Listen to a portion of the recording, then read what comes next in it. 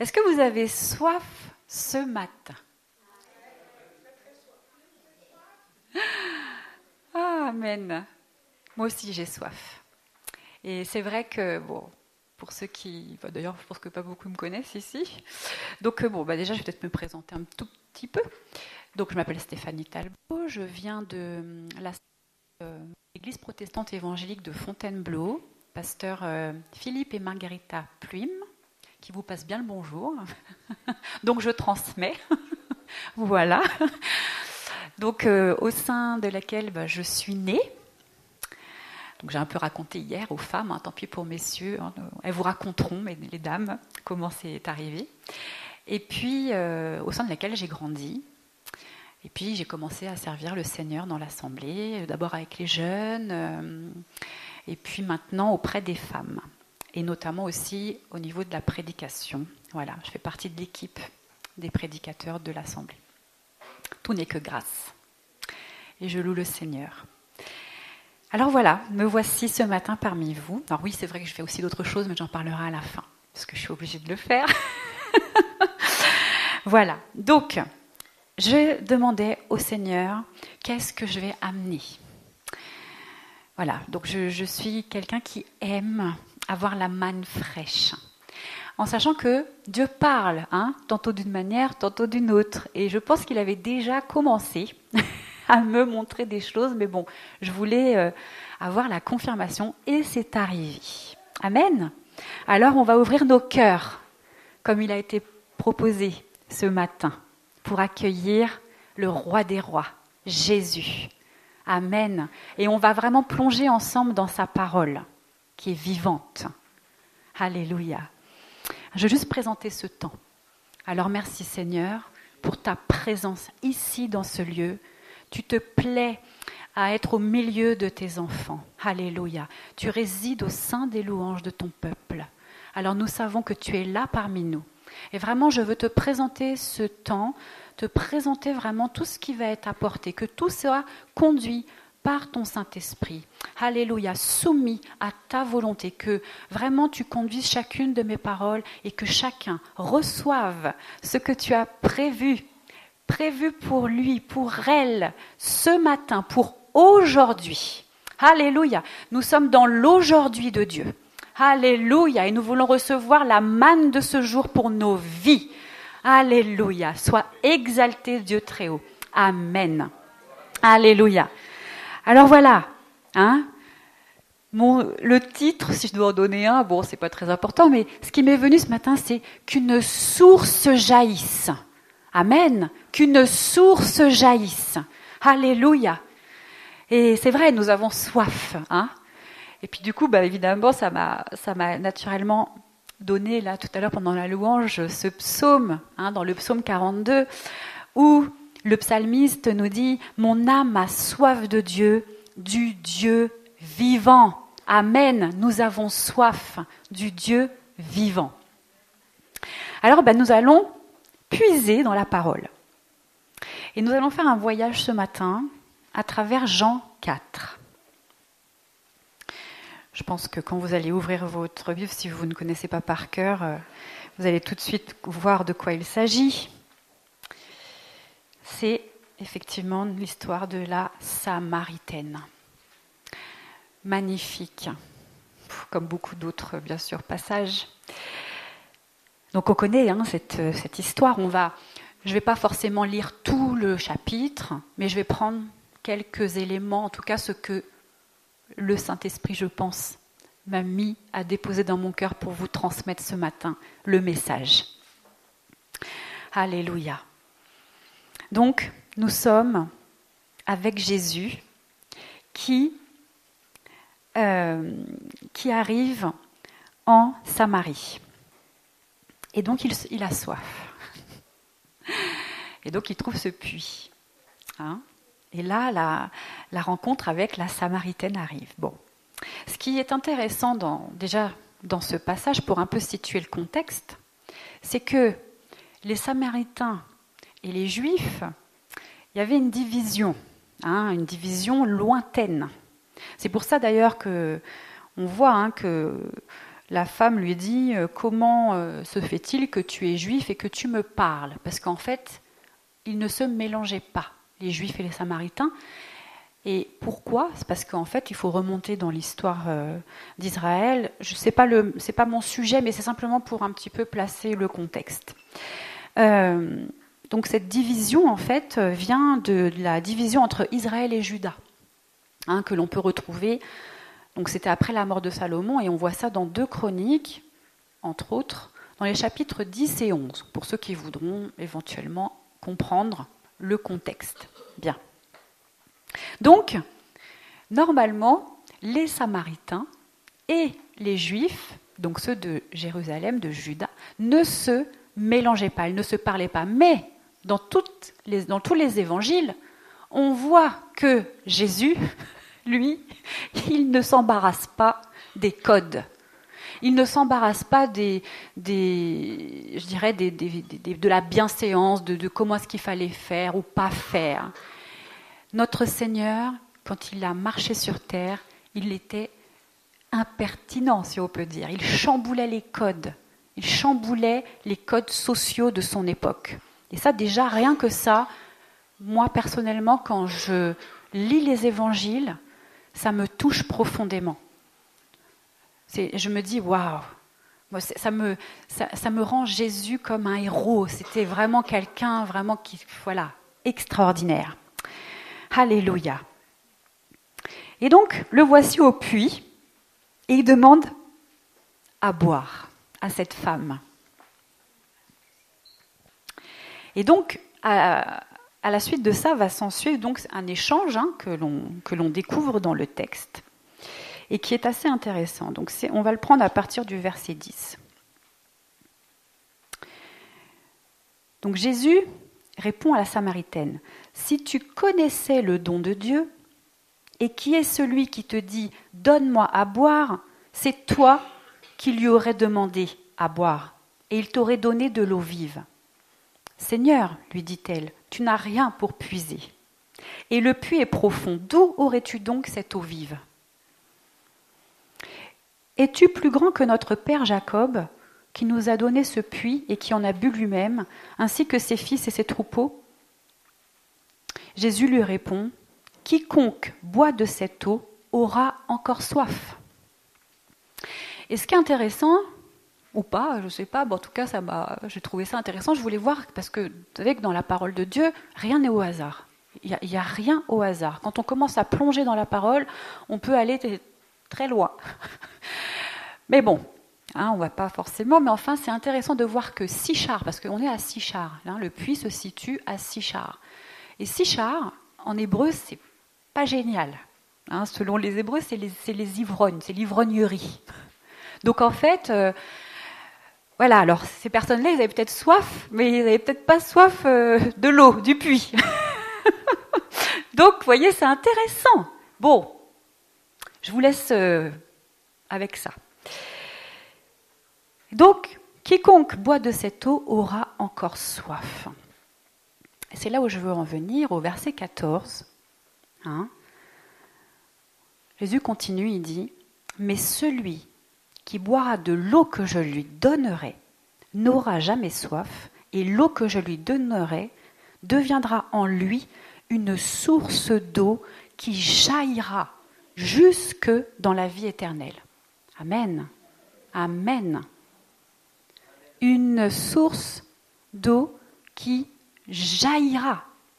Est-ce que l'on peut juste un petit peu contempler cette parole, je dirais ? Jaillir, c'est fort. C'est une eau qui jaillit. Parfois, le Seigneur, effectivement, peut prendre d'autres, je dirais, images. Il peut nous parler d'un fleuve, d'un torrent, d'une source. Mais là, il emploie le mot jaillir, d'accord ? Qui jaillira. Il y a une notion de puissance dans le jaillissement de l'eau. On le voit bien, avec toutes les inondations qu'on a pu connaître toutes ces dernières années. Quand l'eau jaillit, il y a une puissance qui, finalement, emporte tout sur son passage. Alléluia. Et donc, cette source qui jaillit c'est une promesse. Hein? Et elle est pour qui cette promesse? Elle est pour nous. Elle est pour nous aujourd'hui. Amen, on va voir ça ensemble. Et donc, quelle est cette source? Dans Jean 7, si on va juste un petit peu plus loin, au verset 37,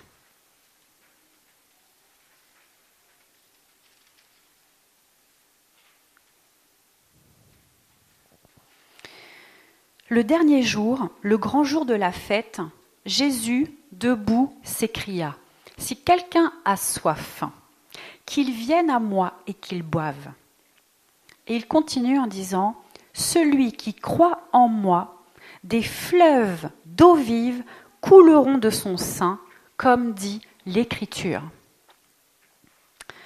Moi, je ne sais pas pour vous, mais quand moi je lis des choses comme ça me bouscule. Parce que les paroles de Jésus sont vérité. Et donc la question que l'on peut se poser, c'est : est-ce que ces sources d'eau vive coulent de moi ? Est-ce que, en tant qu'enfant de Dieu, je vis, je dirais, dans cette promesse ? Est-ce que réellement, je suis, comme le dit la parole, cet instrument rempli de cette eau que Jésus nous a promis et que cette eau jaillit de moi ? Ça, c'est la vraie question. Parce que c'est quelque part une promesse et, je dirais presque, une philosophie de vie que l'enfant de Dieu doit développer, cultiver et même, en tout cas déjà atteindre, premièrement, et ensuite développer, cultiver, entretenir, etc. Nous sommes appelés à éclabousser, si je peux dire ça comme ça, les personnes qui nous entourent. Ça n'a pas l'air de vous réjouir ce matin. Moi, je ne sais pas, mais moi, quand je lis des choses comme ça, moi, ça me réjouit, ça m'exalte. Oh, alléluia! Alléluia! Et cette eau vive, elle est disponible. Parce que quand Jésus parle à la Samaritaine, c'était peut-être encore quelque chose qui n'était pas encore peut-être pleinement disponible à ce moment-là. C'était prophétique quelque part. Mais regardez comment la Samaritaine, qui pourtant, on ne peut pas dire que c'était la plus sainte du village, qu'il a choisi pour transmettre ce message, malgré ça, et ce matin ça a été chanté dans les paroles, ce n'est pas par nos œuvres, ce n'est pas par ce qu'on a fait ou ce qu'on n'a pas fait, c'est que grâce. Dans la grâce du Seigneur, il a choisi de parler à cette femme, déjà à qui il ne devait même pas parler. Donc vous voyez un peu le message quand même. Il est venu apporter la bonne nouvelle à ceux qui n'auraient pas dû la recevoir. Et il lui donne en plus une clé pour comprendre ce qu'il va accomplir à cette pauvre femme. C'est magnifique. Ça nous parle de qui ? Ça nous parle de nous. Parce que nous n'étions même pas si, nous étions prévus, mais je veux dire que si, dans le plan initial d'Israël, on va dire que c'est Israël qui avait cette bénédiction. Nous avons été, effectivement, nous sommes les gentils. Et effectivement, par grâce, en fin de compte, nous participons à cet héritage, à cette gloire à venir. Alléluia, parce que nous avons été greffés sur l'olivier franc. Amen. Donc, cette Samaritaine, elle nous représente tous. Voilà. Donc, c'est fort, c'est très très fort. Et donc, comme je disais, c'est prophétique. Mais ça l'interpelle, la Samaritaine. Elle est ouverte, elle se laisse toucher. Elle accueille Jésus, et encore plus que ça. Parce que quand il lui dit « c'est moi le Messie », parce qu'elle lui dit à un moment donné, de toute façon le Messie il revient et puis il va nous expliquer tout ça. Il lui dit « c'est moi le Messie ». Elle aurait pu dire « oh attends, ça va, t'es pas le Messie ». Non, Non, elle ouvre son cœur, elle croit. Alléluia. Elle croit qu'il est le Messie.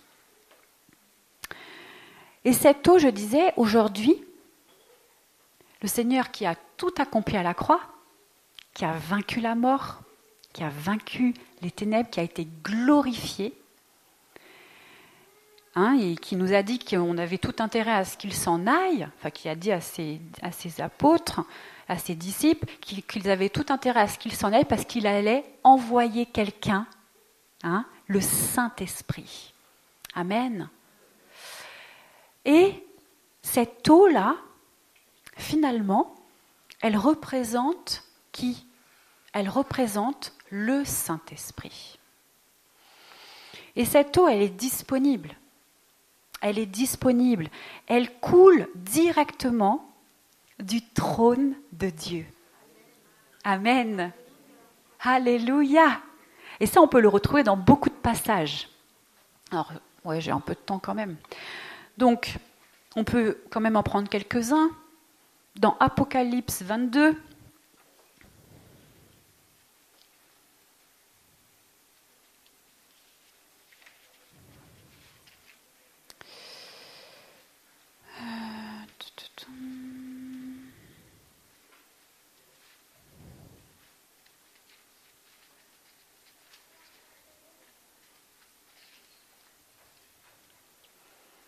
dès le premier verset, il me montra le fleuve d'eau de la vie, limpide comme du cristal, qui sortait du trône de Dieu et de l'agneau. Amen.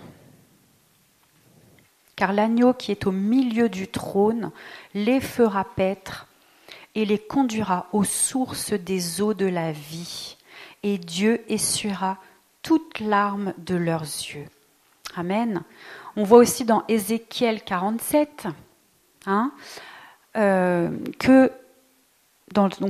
qui parle du temple, de la maison de l'Éternel, que l'eau aussi sort de la maison de l'Éternel. Donc, depuis le trône de Dieu, il y a des eaux, une source d'eau, un fleuve de vie qui s'écoule. Alléluia. Et qui est aujourd'hui disponible pour ceux qui aiment Jésus, pour ceux qui sont enfants de Dieu. Bien. On voit aussi que on peut nous-mêmes, finalement, nous priver de cette source. Et ça, on le voit dans Jérémie 2, 13.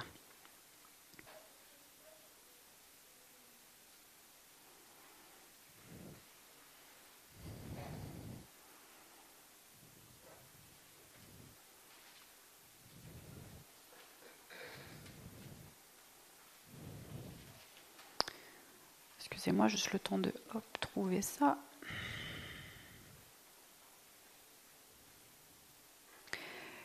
Car mon peuple a doublement mal agi. Ils m'ont abandonné, moi, la source d'eau vive, pour se creuser des citernes crevassées qui ne retiennent pas l'eau. Donc là, on voit que Dieu fait un reproche à son peuple. Et combien de fois, nous, qui sommes quand même au bénéfice de cette promesse immense, on peut finalement aller creuser des citernes.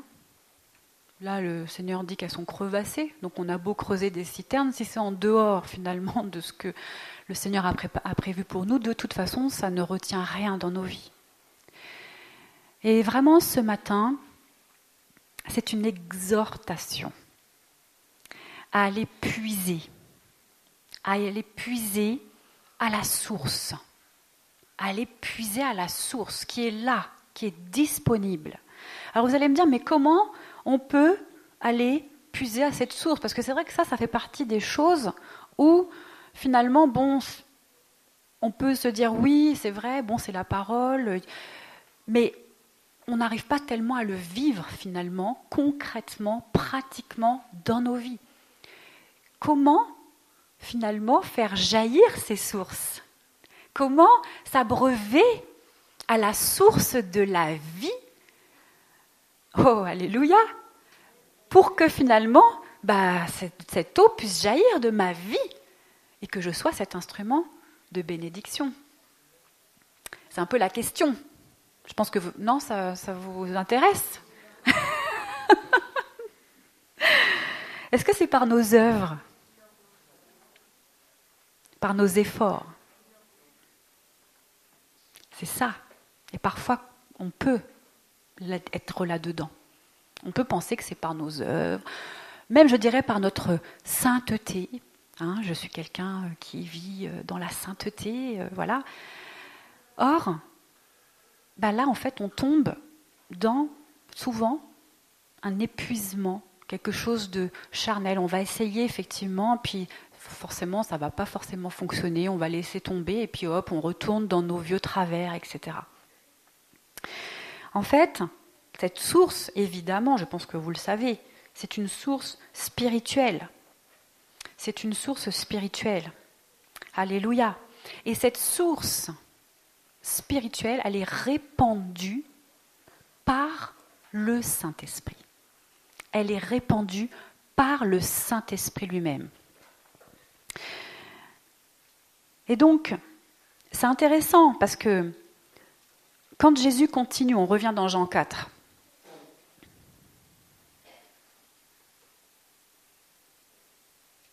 Donc bon, je passe tout le passage où il lui parle de ses maris, tout ça, parce que c'est pas le thème aujourd'hui.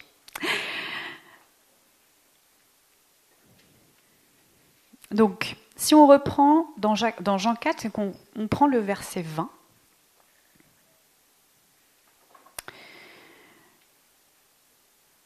La femme, la Samaritaine lui dit « Nos pères ont adoré sur cette montagne, et vous dites, vous, que l'endroit où il faut adorer est à Jérusalem. » Donc là, en fait, elle lui met finalement un peu le contexte à la figure. Parce qu'en fait, c'était ça l'objet de la division. Ils n'avaient pas forcément les mêmes endroits pour aller adorer le Seigneur. Et ce qui est intéressant, là, c'est que elle lui parle de quelque chose, vous voyez, qui est justement quelque chose de rituel. C'est des rituels. C'est-à-dire qu'en fin de compte, ce sont des habitudes.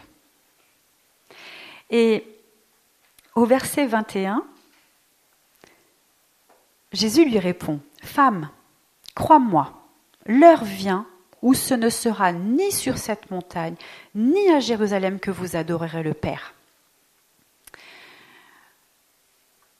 Est-ce que, je me suis posé la question, est-ce que la Samaritaine, à ce moment-là, elle peut saisir ce qu'il est en train de dire? On ne sait pas. Mais c'est fort. En fait, ce n'est pas par nos habitudes, quand bien même sont-elles super, religieuses, rituelles, voyez? Non. En fin de compte, là, le Seigneur, il est en train de lui dire que c'est pas, ni même dans ce que les Samaritains croient, ni même dans ce que les Juifs croient. On va comprendre après. Il dit, vous adorez ce que vous ne connaissez pas, nous adorons ce que nous connaissons, car le salut vient des Juifs. Et ensuite, il continue. Mais l'heure vient, et c'est maintenant, où les vrais adorateurs adoreront le Père en esprit et en vérité. Car ce sont de tels adorateurs que le Père recherche. Amen. Et il continue. Dieu est esprit, et il faut que ceux qui l'adorent en esprit et en vérité. Amen. Donc, là, on a la clé. On a la clé. Ça, c'est ce que le Père recherche. Il cherche des adorateurs. Il ne cherche pas des religieux. Il ne cherche pas des gens qui font des belles choses, qui, même si effectivement, ça vient, bien sûr, on va en parler après. Mais premièrement, il cherche des adorateurs. Et c'est finalement dans cette vie, dans le fait de cultiver cette adoration qui revient à Dieu, qu'il peut déverser sur nous ces fleuves d'eau vive. Alléluia! J'ai envie de dire, c'est aussi simple que ça, mais ce n'est pas toujours aussi simple. Parce qu'évidemment, il y a beaucoup de choses qui s'élèvent contre l'adoration dans nos vies. Et ça, c'est le combat du chrétien. Mais s'il y a une seule chose sur laquelle, je dirais, nous devons peut-être axer, si on pourrait dire comme ça, nos efforts, c'est de cultiver cet état d'adoration. Parce que c'est de cet état-là que va découler tout le reste. Et c'est dans cette, j'ai envie de dire, dimension de l'esprit que, ensuite, effectivement, nous pouvons avoir ces eaux vives. Pourquoi ? Parce que, en fait, je l'ai dit tout à l'heure, Dieu siège au milieu des louanges de son peuple. Donc, à partir du moment où moi, je me lève pour l'adorer, eh bien, Dieu se lève pour moi. C'est fort. Et tout fera en sorte de nous empêcher, en fait, de rentrer dans cette adoration-là. Et je voudrais juste apporter un petit éclairage. Adorer, c'est pas chanter. Ça, pour moi, c'est important. Vous voyez, je peux chanter, mais ne pas adorer. Et c'est vrai que maintenant, on a accès à beaucoup de choses avec les médias, etc. Et c'est une très bonne chose. Mais voilà, moi, des fois, j'entends, moi, je mets de la louange tout le temps. C'est bien, ça change l'atmosphère dans ta maison, tout ça. Mais c'est pas de l'adoration. On peut adorer Dieu sans chanter, en fait. L'adoration, c'est un état de cœur. C'est un état intérieur.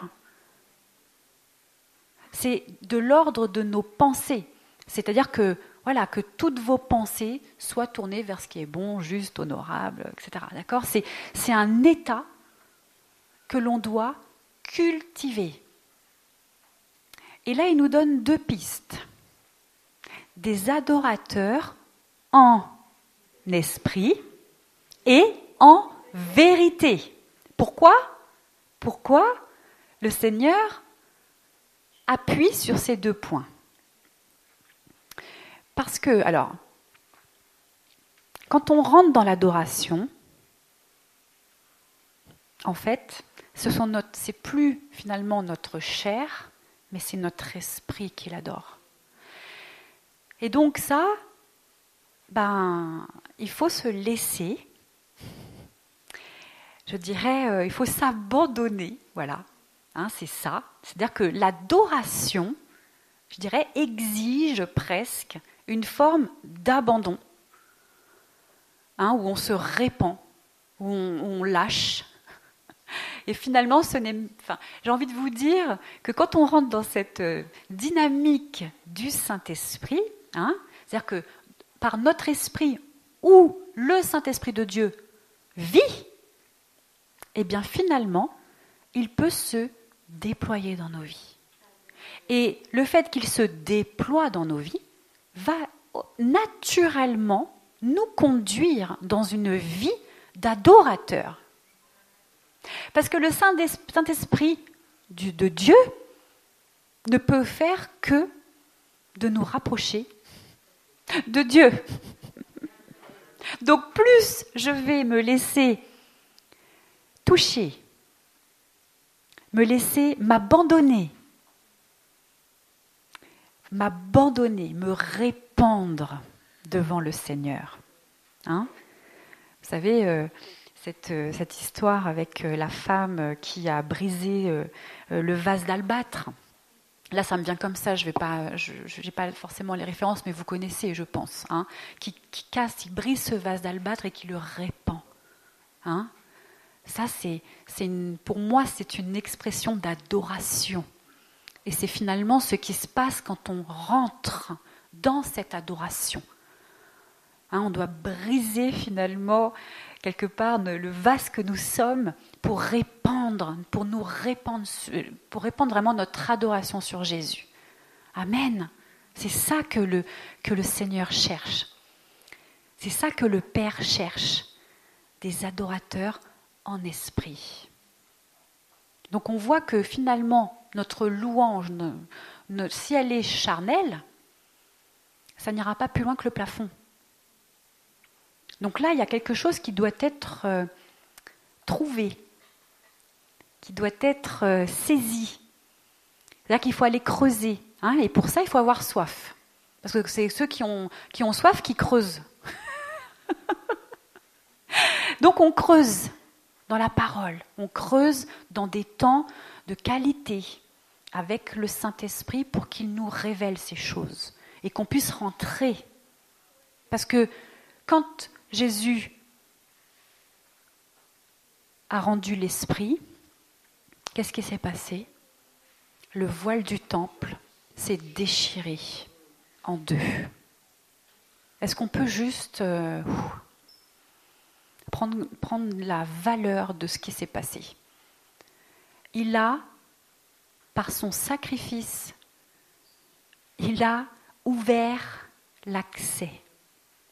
Et par ce qu'il a accompli ça, nous avons la grâce de pouvoir entrer là où avant ce n'était pas permis. Mais pour entrer là, à votre avis, on y rentre comment? Par l'adoration. Il n'y a pas d'autre passage.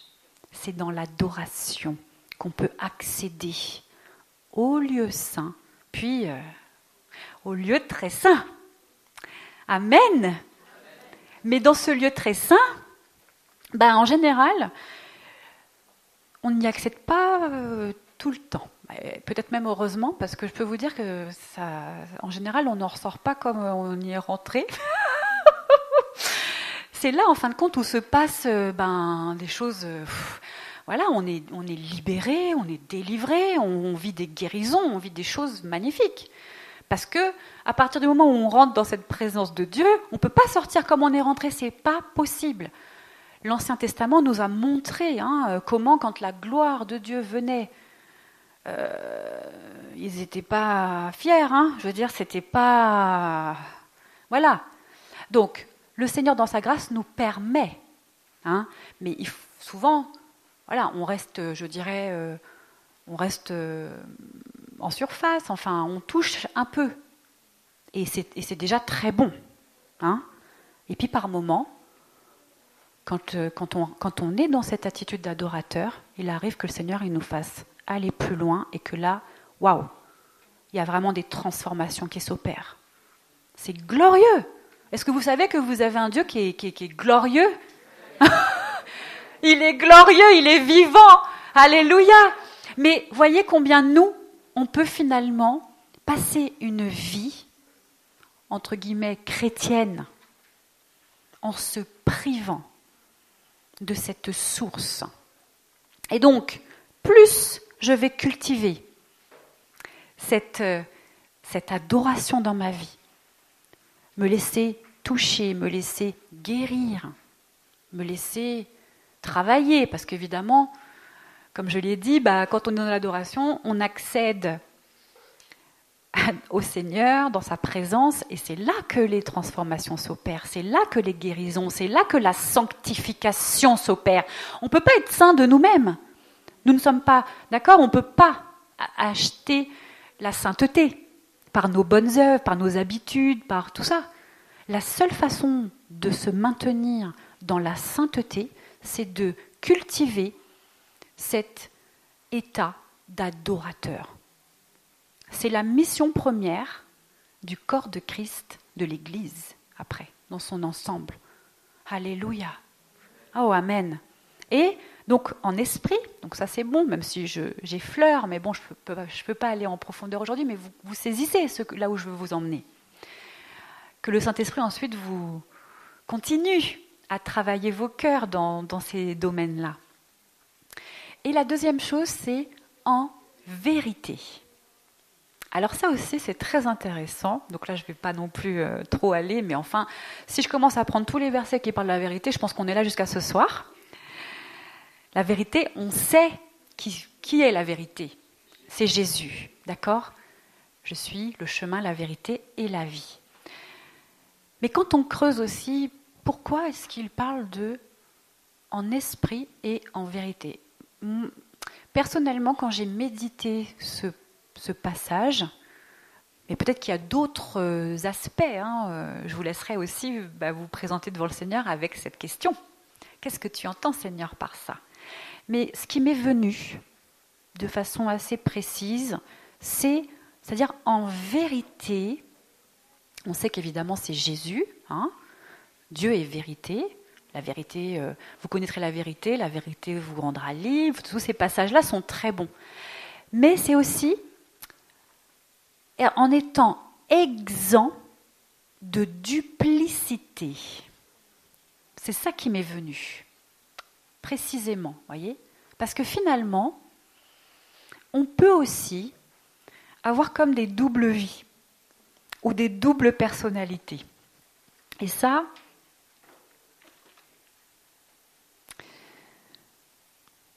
le Seigneur ne veut pas que nous soyons partagés.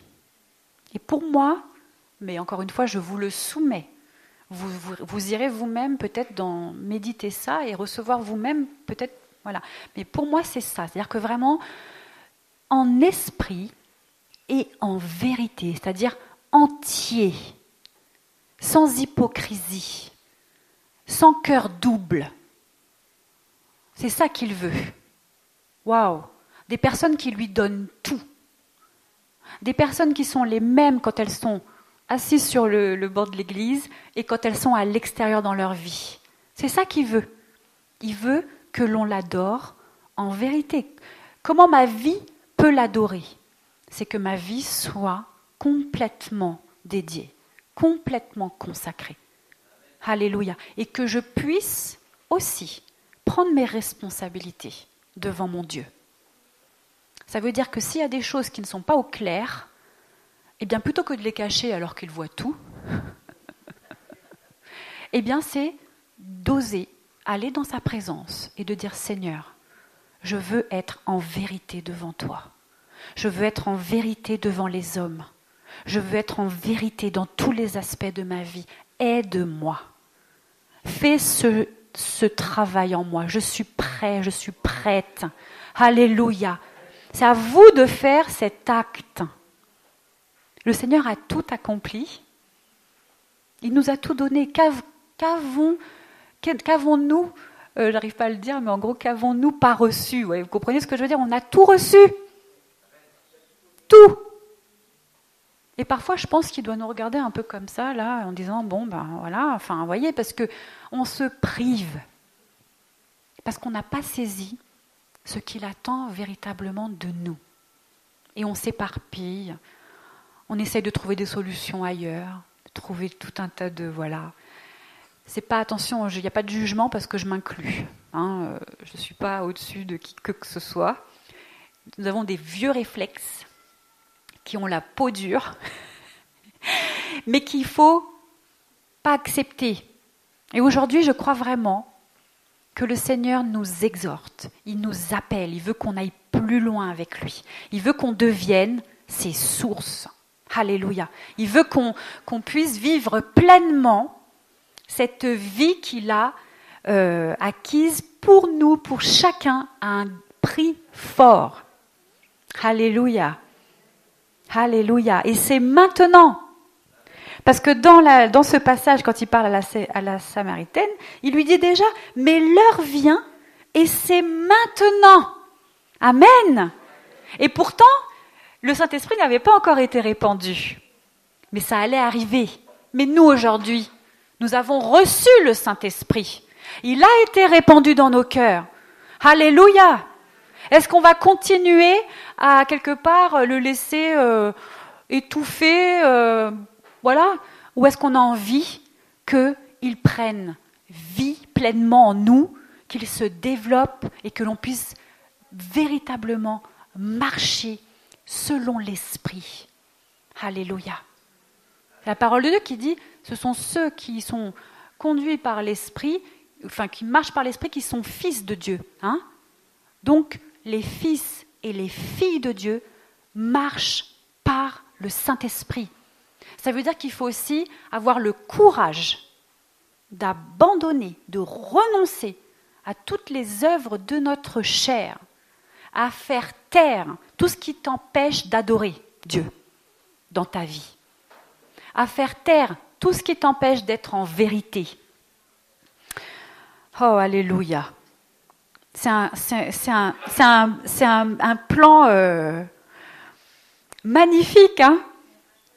C'est waouh! C'est glorieux ce que le Seigneur veut, enfin, où est-ce qu'il veut nous emmener. Oh, alléluia.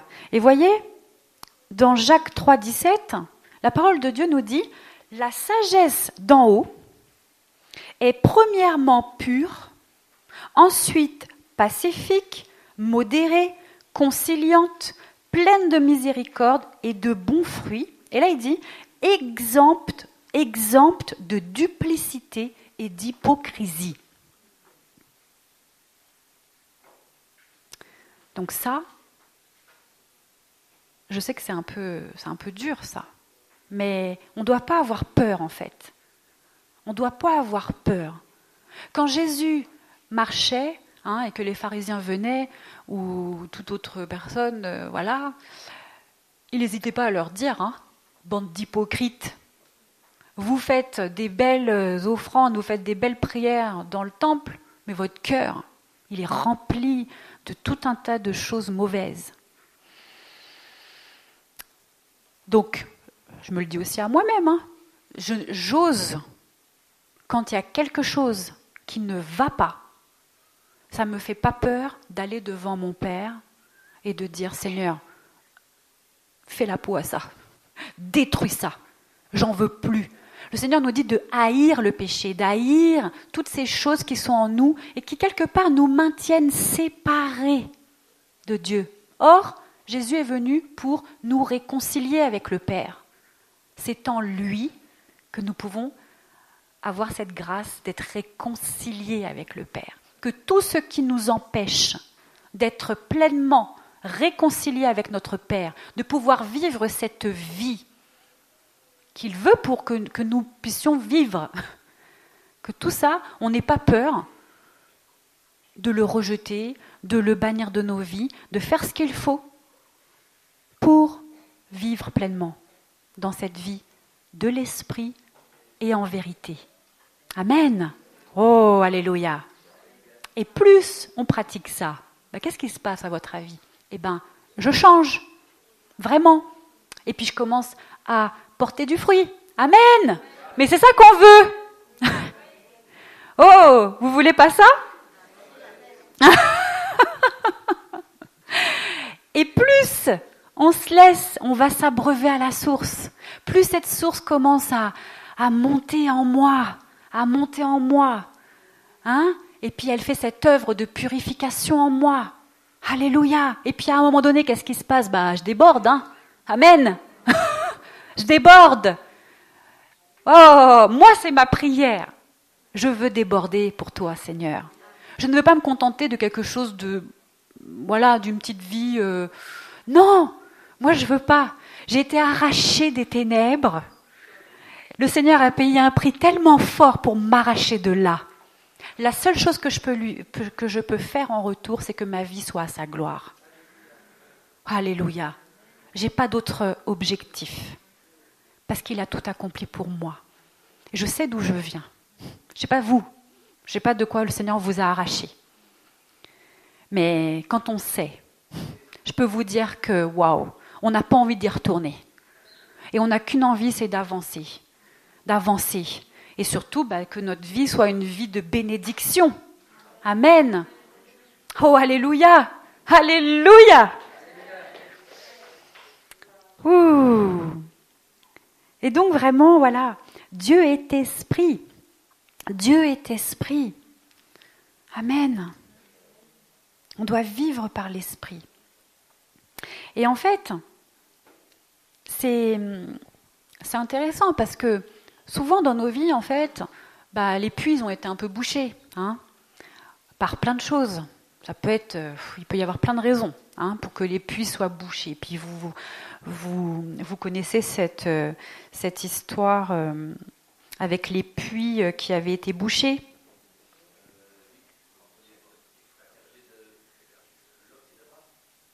Exact.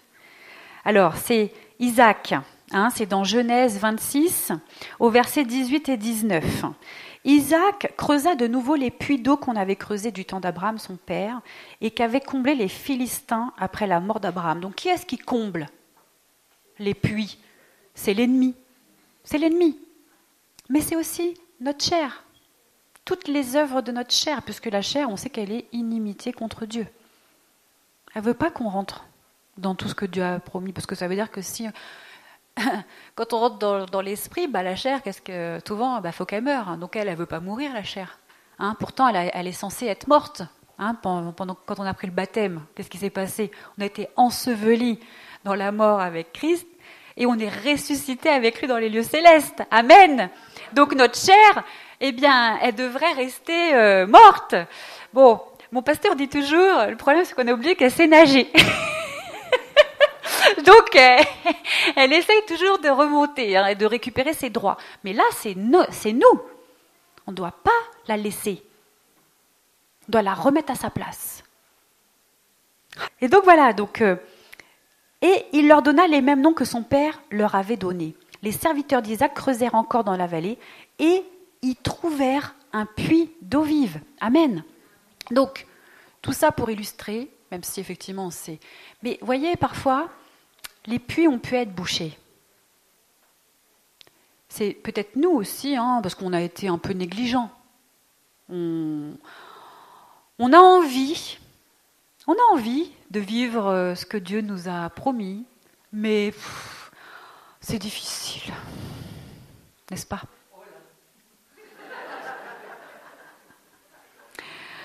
Alors bien souvent, on fait quelques petites choses, tout ça, puis au bout d'un moment, comme on n'a pas forcément, je dirais, les fruits qui arrivent, souvent, on se laisse à nouveau réensevelir, etc. Mais c'est dommage. C'est dommage parce que là, clairement, la chair, elle a gagné. Et puis, quelque part, franchement, j'ai envie de même dire qu'on piétine l'œuvre de Christ. On piétine ce qu'il a accompli. C'est grave. Parce qu'on passe à côté. On manque le but. Et quelque part, on pêche. Parce que pécher, vous savez que c'est manquer le but, c'est manquer la cible. Donc, si on ne vit pas la vie à laquelle nous avons été appelés, on manque la cible. J'espère qu'il y a quelqu'un qui comprend ce que je suis en train de dire ce matin. Alléluia. L'adoration débouche les puits. Amen. Si tu as une vie d'adorateur, t'inquiète pas, continue. Tu vas voir, le Seigneur va déboucher les puits. Et au bout d'un moment, l'eau va jaillir. Alléluia. Amen. Mais il faut persévérer. Alléluia. Et cette eau, c'est quoi? C'est tous les fruits de l'esprit. C'est tous les fruits de l'esprit. Parce que le Saint-Esprit est en nous. Mais sauf que si on vit que par la chair et qu'on ne développe pas cette attitude de cœur dans l'adoration, finalement, on marche par la chair.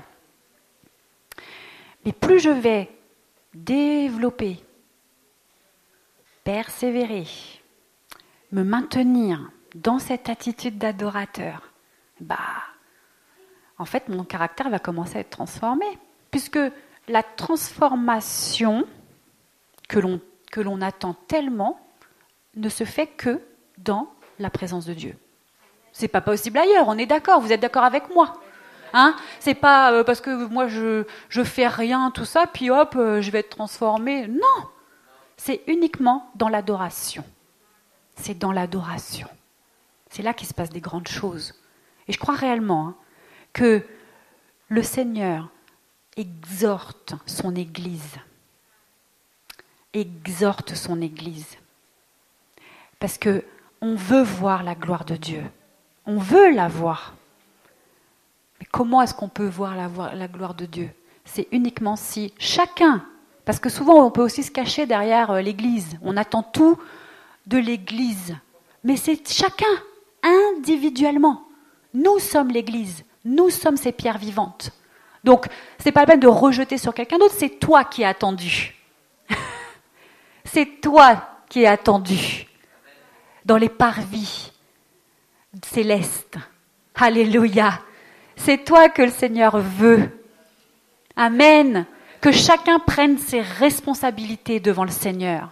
Et là, l'Église va commencer alors là, l'Église, elle va commencer à être forte, là. Puis là, on va commencer à peut-être voir la manifestation. Alléluia. Oh, on va éclabousser. Alléluia. Peut-être que des fois, on se sent un peu écrasé, on se sent un peu écrabouillé, on se sent même des fois impuissant, mais c'est pas du tout. Dieu n'est pas impuissant. Notre Seigneur n'est pas impuissant. Alléluia. Oh, alléluia. Mais vous voyez, si je vis par la chair, en fait, c'est ça, oui, je me sens, oui, c'est sûr. Face au monde, je suis pas grand-chose. Mais quand je vis par l'esprit, j'ai plus de peur. J'ai pas de honte. Je vais pas avoir de peur pour aller bénir, pour aller propager la bonne nouvelle, pour oser aller prier pour les malades. Pourquoi pas? Si quelqu'un me dit j'ai mal, tiens, attends, je vais oser, je prie. Mon Dieu, il est qui? C'est pas moi qui vais le faire, c'est mon Dieu. Parce que moi, je ne suis qu'un instrument. Alléluia. Alléluia. Waouh. Moi, je suis... Ah, merci Seigneur. Et donc voilà. Et donc plus on cultive cette attitude d'adoration, plus les fruits de l'esprit vont se développer en nous, dans notre caractère. Et on va, je dirais... Alors là, c'est un peu... Comment vous le transmettre? Vous savez, bon, on a tous eu, je pense, des vies d'offense. On peut tous vivre encore des offenses, des choses difficiles, etc. Et c'est vrai que souvent, nous, qu'est-ce qu'on fait?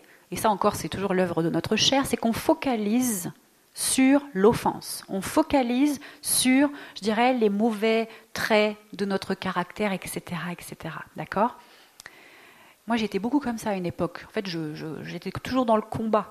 J'étais dans le combat. C'était nécessaire à un moment donné. Puis un jour, dans une petite pensée comme ça, le Saint-Esprit m'a dit, mais à un moment donné, il faudrait peut-être que tu arrêtes juste de combattre. C'est bon, calme-toi. Tu as tout reçu, ça y est maintenant, c'est bon. Maintenant, au lieu de combattre, je dis un exemple. Si, par exemple, la tristesse. Alors voilà, je prie contre la tristesse, je machin, tout ça. Mais en fait, le Seigneur m'a dit, mais arrête, parce qu'en fait, tu es en train de constamment te focaliser sur la tristesse. C'est bon. Maintenant, appelle la joie. Alléluia. C'est bon, je l'ai mise en toi. Ça y est, comment dire, c'est bon, t'as fait ce qu'il y avait à faire, t'es passé par la repentance, voilà, c'est bon. Maintenant, bien que la repentance, c'est pas en une fois, on est d'accord, mais il y a un gros temps quand même, je pense, dans les vies, quand on vient au Seigneur, un gros temps de repentance, là où on est bien, voilà. Après, il faut un peu aussi faut commencer à vivre dans les choses spirituelles, Il faut qu'il se déploie en nous. Alléluia. Et donc, plus je reste dans sa présence, plus je commence à avoir de la force. Et là, je vais commencer à dire, ben oui, tristesse, fini. Maintenant, je suis dans la joie. Alléluia. J'appelle la joie. Je veux rayonner la joie. Je veux que la joie qui vient du Seigneur, elle jaillisse en moi. Alléluia. Pour que ceux qui sont dans le monde, ils voient que moi, c'est bizarre. Je suis toujours dans la joie. Qu'est-ce qu'elle a, celle-là? Avec tout ce qu'elle a vécu, là, qu'est-ce qu'elle nous embête avec sa joie? Est-ce que là, on a de quoi se réjouir? Mais oui! Nous, on a de quoi se réjouir! Alléluia! Mais vous voyez, c'est vraiment dans l'adoration, dans le fait de cultiver cet état d'esprit, cet état de cœur, d'adorateur, de se laisser travailler, que ensuite tout cela va être manifeste. Des fruits que l'œil n'a pas vus. Quand les espions sont partis explorer la terre promise, ils ont vu des fruits, ça les a effrayés. Ils ont vu aussi des géants. Bon. Mais enfin, Dieu avait quand même des sacrés fruits pour eux. Hein. Ils n'ont pas été, puis après, ils n'ont pas eu la même chose. Alors c'est maintenant qu'on veut ces fruits dans nos vies. Ne repousse plus au lendemain. Et dès aujourd'hui, tu peux te présenter devant Dieu et lui dire maintenant, Seigneur, je veux que les sources jaillissent de moi, de mon cœur. Je veux être comme une plantation de l'Éternel dans ta maison. Alléluia! Que toutes mes racines soient bien accrochées dans ta maison et abreuvées à la source du salut. Alléluia, on connaît tous ce passage, hein, et vous puiserez avec joie aux sources du salut. Amen. Et c'est ce qu'on veut. On veut manifester la gloire de l'Éternel. On veut qu'elle soit vivante. On a un Dieu vivant. Alléluia. Donc il doit être vu à travers nous. Que nous, voilà. Mais enfin, quand on dit nous, en fait, c'est notre chair. Que notre ancienne nature, voilà, et que notre nouvelle nature puisse pleinement se déployer en Jésus. Alléluia. Alléluia. Notre nouvelle nature, elle, de toutes les façons, elle ne peut être qu'à la ressemblance de Jésus. Elle est en Christ. Elle est en lui. On ne peut pas, je dirais, parce qu'on ne peut pas, par nos œuvres, nous transformer nous-mêmes. C'est pas possible. C'est uniquement en gardant nos yeux fixés sur lui, dans l'adoration qu'il nous donne ensuite, qui nous révèle qui on est, et qu'on peut pleinement manifester qui il est lui. Waouh! Et qu'on va être des témoins vivants. Amen. Merci pour le frère qui m'encourage depuis tout à l'heure. Oh, alléluia! Alors voilà, c'est ce que j'avais sur mon cœur. J'espère que ça vous bénit comme moi ça me bénit. Parce que vous savez qu'on se prêche souvent à nous-mêmes d'abord. Hein. Moi, ça me fait du bien de m'exhorter de là. Amen. Que le Seigneur soit glorifié. Alléluia. Et que nous puissions vraiment cultiver cela dans nos vies. Et que les eaux jaillissent. Amen. Soyez pleinement bénis dans le nom de Jésus.